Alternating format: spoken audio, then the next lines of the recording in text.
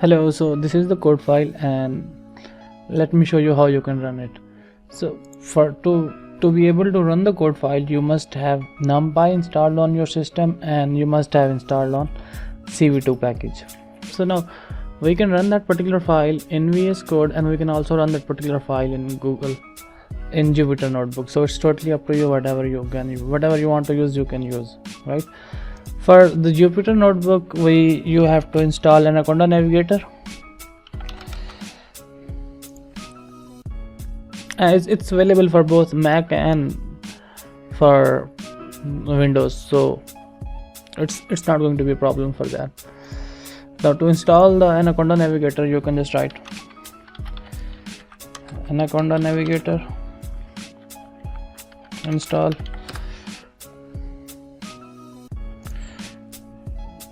Go to the second link and from here you can download it, and here is the option for Mac. Okay, so you can just download the latest one.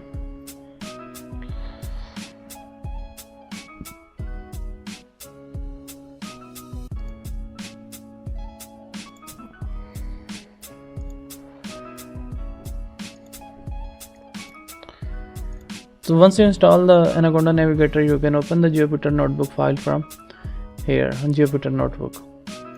Just click on the launch and it will launch a notebook file in your system.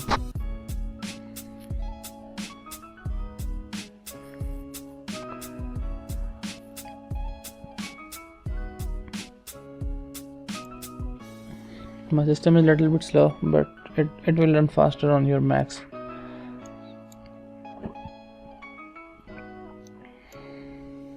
Okay, now to install the OpenCV2 module, all you have to do is, if you are using VS Code, then you just have to write here in the terminal. If you can't see a terminal, like something like this, go to the terminal and create a new terminal.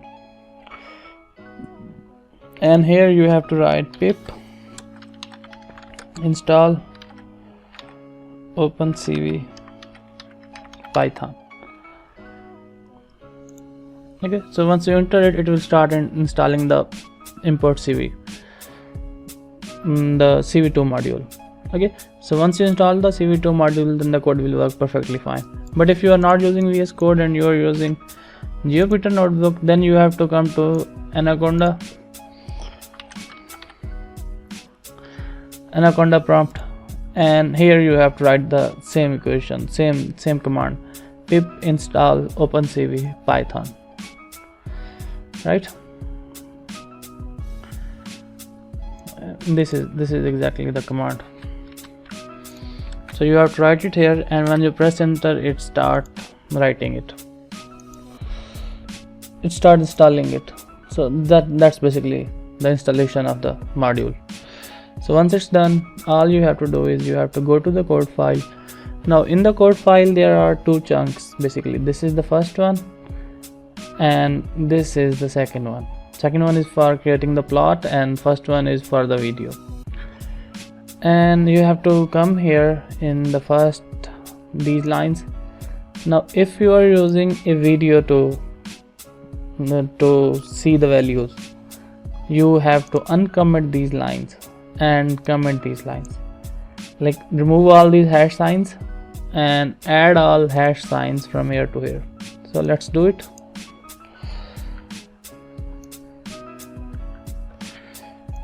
Okay, so whenever we have a hash sign and the start, it means this line of code is not going to run. This is just a comment to read. Okay, so now when we do that, we just click here and it will automatically start the video like this. Okay, now from here we can see the values, we can see the zeta potential, and it keep going on until the video completes. But if you want to interrupt, you can interrupt it from clicking here. Now once you click it, it will stop the video. Now the video is stopped and all the z values are also stored in the Python.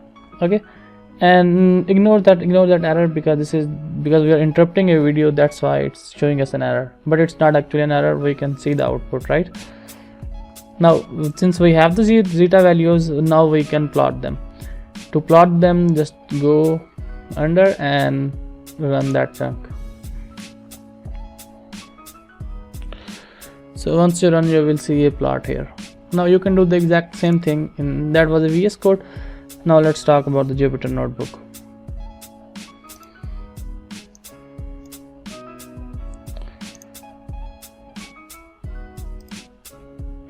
So Jupyter Notebook will look something like this. From here you have to click on the upload and you have to select the file that you are going to use.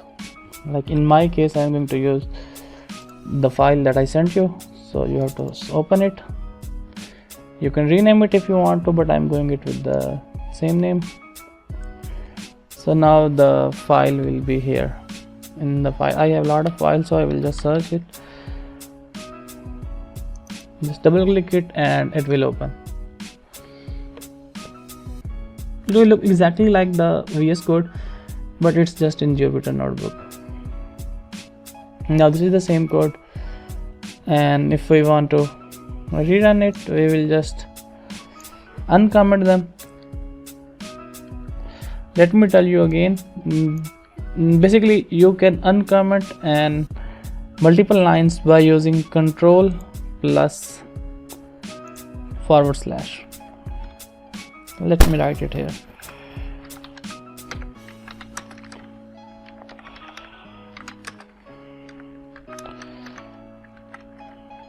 Control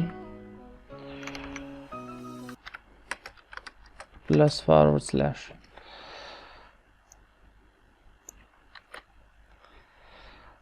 Okay.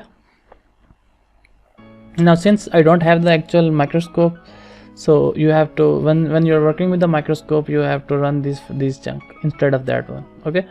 And also when you are working with the camera, if 0 is not working, just replace it with the 1, because if there are different cameras, like your laptop has a camera, the MacBook has a camera, and there is also a camera from the microscope.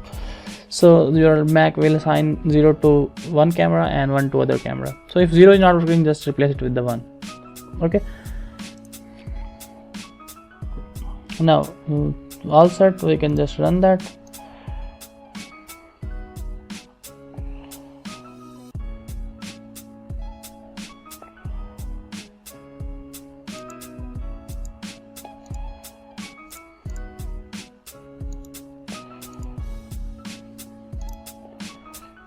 Okay, so I was facing an error because the path to the video file was not correct.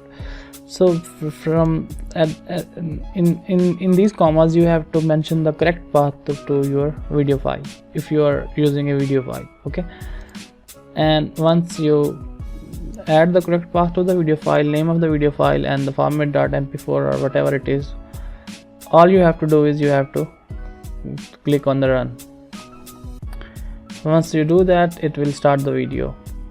Okay, and once you want to stop it, you can just interrupt it by clicking that square sign.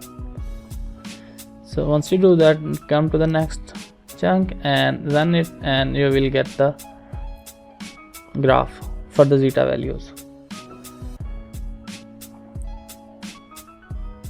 Now let's talk about the few things.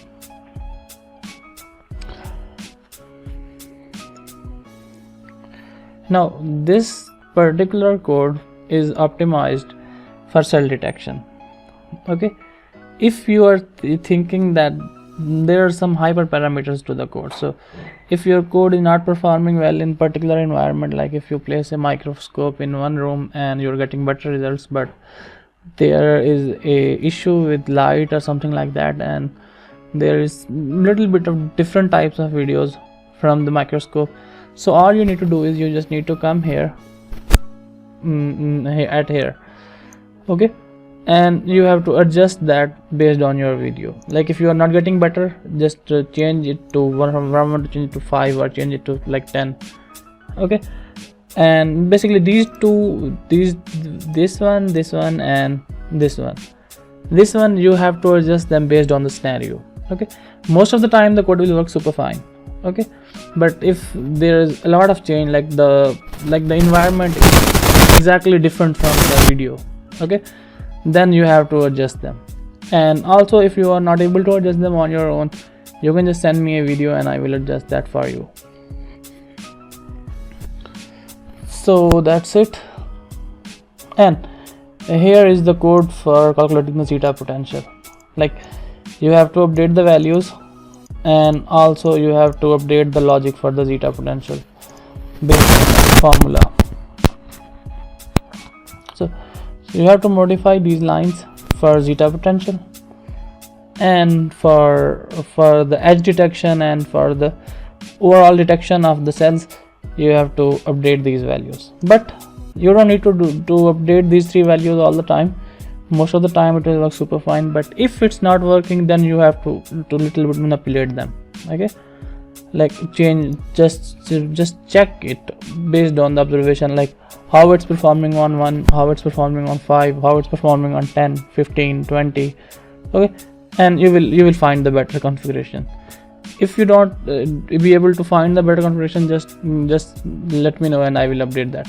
But you have for that, but you have to send me the video sample on which it's not properly working. Okay,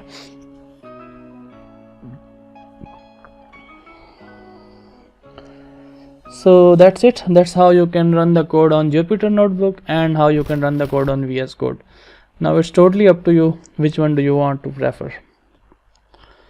And just remember one thing, if you are using Jupyter Notebook, you have to install CV2 in Anaconda prompt, this one, or terminal. And if you are not using Jupyter Notebook in VS Code, you can directly install OpenCV, right? And I will also write the command to do so.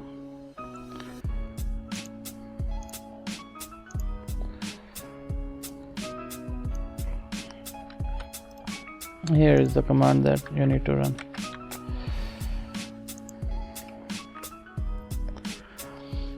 So that's it.